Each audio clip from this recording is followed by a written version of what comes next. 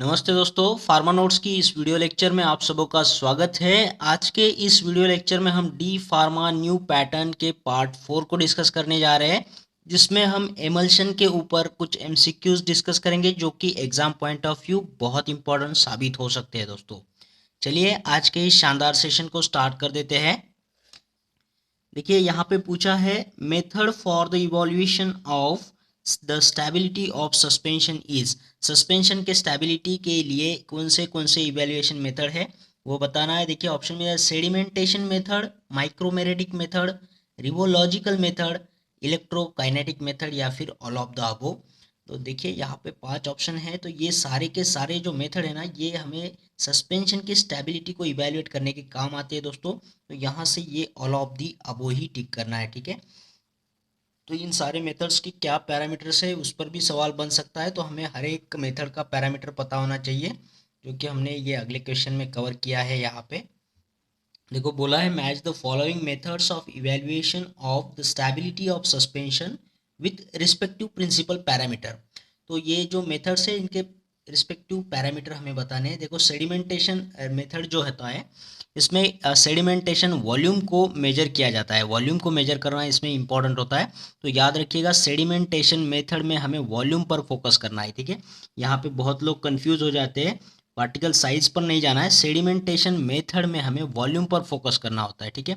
Sedimentation rate की जब बात करेंगे, स्टोक्स लॉ पे वो डिपेंड होता है, वो अलग चीज़ है। यहाँ पे सेडिमेंटेशन मेथड से हम जब इवेल्युएट करते हैं स्टेबिलिटी ऑफ सस्पेंशन को, तो यहाँ पे वॉल्यूम पर फोकस करना है, वॉल्यूम को मेजर करना यहाँ पे इंपॉर्टेंट होता है दोस्तों, ठीक है। बिल्कुल कंफ्यूज नहीं होना है, मैं बार बार बता रहा हूँ। यहाँ पे sedimentation method is concern with volume, ठीक है। नेक्स्ट बात करेंगे यहाँ पे माइक्रोमेरेटिक मेथड। माइक्रोमेरेटिक, देखो मेरेटिक यानी गिनना और माइक्रो यानी छोटे छोटे पार्टिकल, तो ये पार्टिकल साइज से रिलेटेड है। Micromeritic method is related to the particle size, ठीक है। नेक्स्ट है यहाँ पे रिवोलॉजिकल मेथड। रिवोलॉजिकल हमें पता है ना, ये रिवोलॉजी ये किससे रिलेटेड है, विस्कोसिटी से रिलेटेड है, तो इसमें विस्कोसिटी पैरामीटर को मेजर किया जाता है। फिर इलेक्ट्रोकाइनेटिक मेथड या फिर इलेक्ट्रोफोरेटिक मेथड में जो होता है, उसमें हमें सरफेस इलेक्ट्रिकल चार्ज को मेजर करना होता है, जिसे जीटा पोटेंशियल बोला जाता है, ठीक है। तो ये सारे पैरामीटर आपको इन मेथड्स के साथ में याद रखना है। इस पर सवाल बन सकता है, काफ़ी ट्रिकी होगा दोस्तों, ठीक है। ये वाला तो बिल्कुल याद रखना है आपने, ये sedimentation method is concern with volume, ठीक है। बहुत सारे लोग पार्टिकल साइज लिखते हैं, लेकिन इसका जवाब हमें वॉल्यूम ही बोलना है।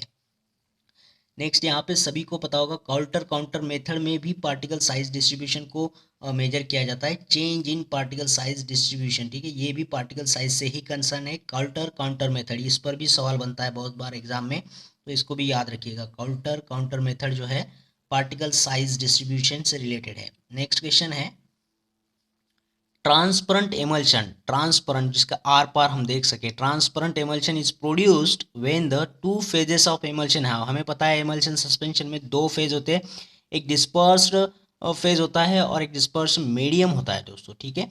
तो ये हमें बताना है कि ये ट्रांसपेरेंट एमल्शन कब बनेगा, ठीक है। जब यहाँ पे देखो ऑप्शन में दिया है, उसके रिफ्रैक्टिव इंडेक्स से रिलेटेड ऑप्शन है, सेम रिफ्रैक्टिव इंडेक्स रहता है उन दोनों का, दोनों डिस्पर्स फेज और डिस्पर्स मीडियम का, या फिर डिफरेंट रिफ्रैक्टिव इंडेक्स होने पर वो ट्रांसपेरेंट एमल्शन बनेगा, या फिर जीरो रिफ्रैक्टिव इंडेक्स होने पर वो ट्रांसपेरेंट बनेगा, या फिर ऑल ऑफ द अबव। तो यहाँ से सही जवाब दोस्तों टिक करना है आपने, ये सेम रिफ्रैक्टिव इंडेक्स जब होता है डिस्पर्स फेज या डिस्पर्स मीडियम का, तो उनका जो रिफ्रैक्टिव इंडेक्स अगर सेम है तो वो ट्रांसपेरेंट एमल्शन बनेगा दोस्तों, जिसके आर पार हम देख सकते हैं। अब दूध भी एक एमल्शन है, लेकिन उसके आर पार हम देख नहीं सकते, वो ट्रांसपेरेंट एमल्शन नहीं है दोस्तों, ठीक है। जो ट्रांसपेरेंट एमल्शन होगा तो हम उसके इर्द गिर्द यानी आर पार देख सकते हैं दोस्तों, ठीक है। तो यहाँ से हमने सेम रिफ्रैक्टिव इंडेक्स को ही टिक करना है। अगर उन दोनों का जीरो रिफ्रैक्टिव इंडेक्स भी होता है तो भी वो तो बिल्कुल हवा के जैसे हो जाएगा, है ना। हवा ऐसा कोई होता नहीं है रिफ्रैक्टिव इंडेक्स जिसका जीरो जीरो अगर हो जाएगा तो हम कुछ भी नहीं देख सकते, जैसे कि हवा होता है ना, कुछ भी नहीं, हवा देख नहीं सकते हम, सिर्फ उसे महसूस कर सकते हैं। नेक्स्ट है यहाँ पे method used for the preparation of emulsion is. Emulsion को प्रिपरेशन करने का मेथड बताना है हमें। ऑप्शन देखो, wet gum method, dry gum method, bottle method या फिर ऑल ऑफ द अबव। ये तो सभी को पता है, wet gum method, dry gum method और बॉटल मेथड, सारे मेथड जो है ये एमल्शन बनाने के ही एक स्मॉल स्केल पर जो एमल्शन बनाया जाता है वो इन मेथड से बनाया जाता है। ये वेट गम है, जैसे इसमें गम को पहले वाटर से भिगोया जाता है, उसके बाद में ऑयल को ऐड किया जाता है। यहाँ पे ड्राई गम है, यानी इसमें पहले वाटर नहीं डालना है, ड्राई है ना, तो ऑयल के साथ में गम को ट्रिच्योर करना है, उसके बाद में वाटर डालना है। ठीक है, समझिएगा, पहले ऑयल और गम मिक्स किए जा रहे हैं, बाद में वाटर आ रहा है। यहाँ पे वाटर और गम को मिक्स करके बाद में ऑयल आ रहा है दोस्तों। और यहाँ क्या होता है, यहाँ पे भी ड्राई गम जैसा ही होता है, ऑयल और गम को मिलाया जाता है और बाद में एक साथ भी जितना वाटर होना चाहिए at once, water is added at once, जितना भी वाटर डालना है वो एकदम से डालना होता है। ठीक है, यहाँ पे धीरे धीरे डालना होता है, यही डिफरेंस होता है यहाँ पे। तो ये ऑल ऑफ द अबो आपको टिक करना है। ये सारे मेथड्स एमल्शन बनाने के हैं दोस्तों, wet gum method, dry gum method और बॉटल मेथड। चलिए अगले क्वेश्चन की तरफ बढ़ेंगे। देखो बोला है test done to distinguish between oil in water and water in oil type of emulsion. तो टाइप ऑफ एमल्शन के बीच में हमें डिस्टिंक्शन करना है, तो कौन सा टेस्ट करेंगे हम? यहाँ ऑप्शन में देखिए, dye test, dilution test, conductivity test, fluorescence test या फिर ऑल ऑफ द अबव। तो एमल्शन के टाइप्स को डिस्टिंग्विश करने के लिए ये सारे के सारे टेस्ट इस्तेमाल होते हैं, तो ऑप्शन ई सही करना है, ऑल ऑफ द अबव। देखो ये यहाँ पे डाई ऐड करके भी हम ये कर सकते हैं, या फिर डाइल्यूशन, यानी जैसे water, oil in water emulsion होगा तो इसमें हम वाटर डालेंगे तो ये ब्रेक नहीं होगा, लेकिन ऑयल डालेंगे तो ये ब्रेक होने के चांसेस होता है। फिर वाटर इन ऑयल होगा तो इसमें ऑयल अगर डालेंगे तो ये ब्रेक नहीं होगा, लेकिन वाटर डालेंगे तो ये ब्रेक हो जाएगा दोस्तों। इसे डाइल्यूशन टेस्ट बोलते हैं। कंडक्टिविटी टेस्ट, हमें पता है वाटर जो है वो इलेक्ट्रिक कंडक्टर का गुड कंडक्टर है ना, तो ये ऑयल इन वाटर होगा तो ये वाटर कंटिन्यूस फेज है तो इसमें से करंट पास हो जाएगा। लेकिन वाटर इन ऑयल होगा तो वाटर के ग्लोब्यूल होंगे उसमें, तो वाटर कंटिन्यूस नहीं रहता है, डिसकंटिन्यू है। ऑयल यहाँ पे कंटिन्यूस रहेगा, लेकिन ऑयल से कंडक्ट नहीं होता है करंट, तो इसमें करंट नहीं जाएगा, इसमें करंट जाएगा। तो हम बता सकते हैं वो किस टाइप का एमल्शन है, ऑयल इन वाटर है या वाटर इन ऑयल है ना। इलेक्ट्रिक करंट जा रहा है तो ऑयल इन वाटर, नहीं जा रहा है तो water in oil. Fluorescence test भी उसी तरह से, जो ऑयल है ना वो फ्लोरेस कर जाएगा, तो ज़्यादा अगर फ्लोरेस कर रहा है, कंटिन्यूस फ्लोरेस हो रहा है, तो हम बोलेंगे वाटर इन ऑयल है। और कुछ डॉट डॉट अगर चमकीले हो जाते हैं तो ऑयल इन वाटर बोलेंगे ना। ऑयल इन वाटर यानी कि ऑयल के ग्लोब्यूल ग्लोब्यूल होते हैं, तो वो डॉट डॉट करके चमक रहे हैं तो हम बोलेंगे ये ऑयल इन वाटर है। और कंटिन्यूस चमक रहा है तो oil in water. Dye test का भी वैसे होता है, स्कारलेट रेड कलर का अगर डाई यूज़ करते हैं तो ये रेड कलर हो जाएगा, ये वाटर जब कंटिन्यूस होता है, सॉरी ऑयल, और कंटिन्यूस होता है तो वाटर इन ऑयल, और ऑयल इन वाटर होता है वो डिसकंटिन्यू, यानी डॉट डॉट पे दिखेगा ये उसी तरीके से। ठीक है, तो ये देख लेना आप लोगों ने, ये सारे टेस्ट यूज किए जाते हैं एमल्शन को डिस्टिंग्विश करने के लिए। चलिए नेक्स्ट क्वेश्चन है यहाँ पे, which of the following emulsifier is cationic. ये बहुत बार पूछा जाता है सवाल, कैटायनिक का एमल्सिफायर, एमल्जेंट या फिर एमल्सिफिकेशन एजेंट को बताना है हमें। ऑप्शन में दिया है SLS, सोडियम लॉरिल सल्फेट, सेट्रिमाइड, या फिर ग्लिसरील एस्टर्स सच एज ग्लिसरील मोनोस्टेरेट, या फिर सॉर्बिटन एस्टर्स सच एज सॉर्बिटन मोनोपाल्मिटेट। तो यहाँ से सही जवाब बताइएगा दोस्तों, एमल्सिफायर इज कैटायनिक, कैटायनिक, कैटायनिक कौन सा होगा? ऑप्शन बी होगा दोस्तों, सेट्रीमाइड। देखो यहाँ पे टी है, टी प्लस के जैसा दिखता है, तो ये कैटायनिक होगा।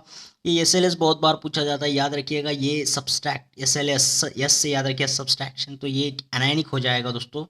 और ये जो बचे हैं ये नॉन एनायनिक होंगे, नॉन एनायनिक होंगे ये, जो कि नॉन नॉन आयनिक होंगे ये। ठीक है, तो ये हमें पता चल गया, ये हो गया एनायनिक हो जाएगा, ये कैटायनिक हो जाएगा दोस्तों।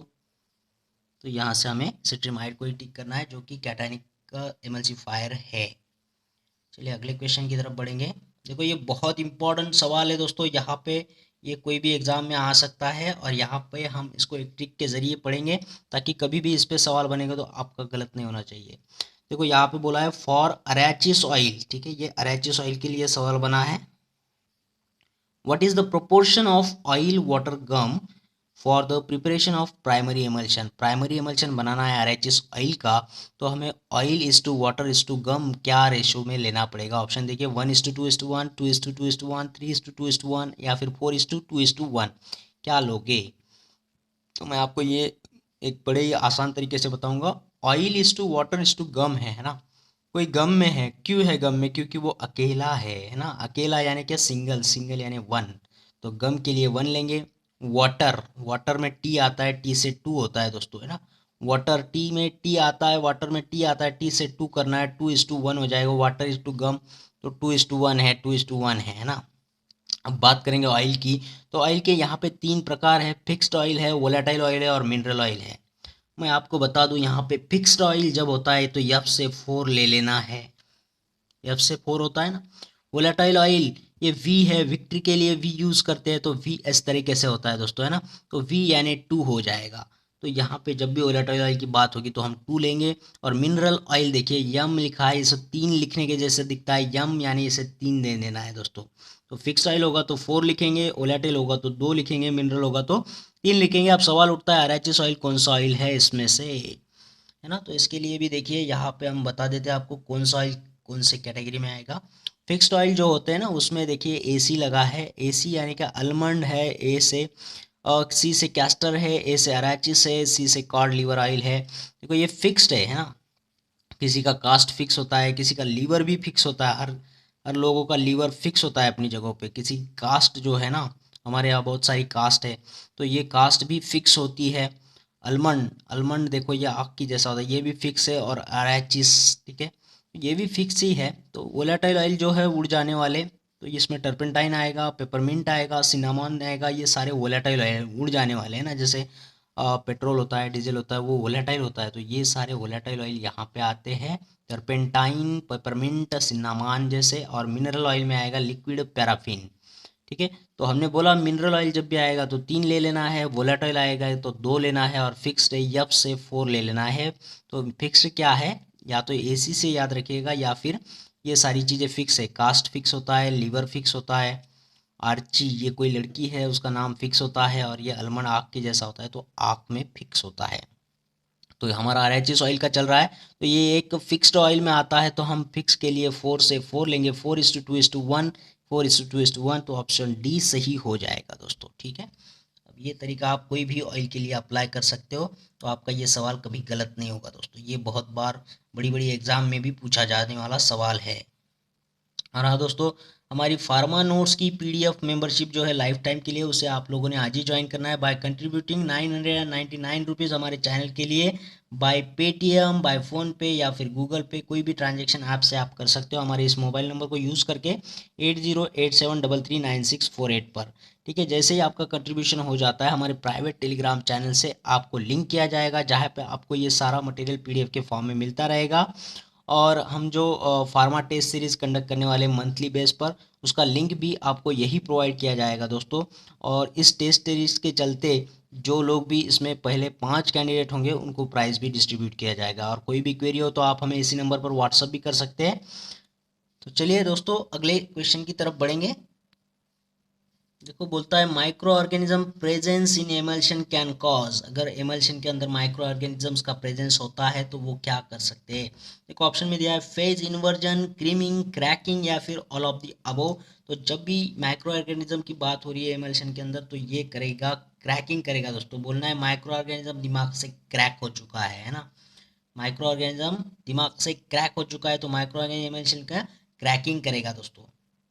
यहाँ पे बोला है increase in temperature of emulsion reduces the viscosity which may leads to. देखो टेम्परेचर का टेम्परेचर को बढ़ाया जा रहा है, एमल्शन के टेम्परेचर को बढ़ाया जा रहा है। जब टेम्परेचर का बढ़ना हो जाता है यहाँ पे तो इसकी विस्कोसिटी जो है वो कम हो रही है एमल्शन की, और जिसकी वजह से इसमें क्या डिफ़ॉल्ट आएगा हमें बताना है।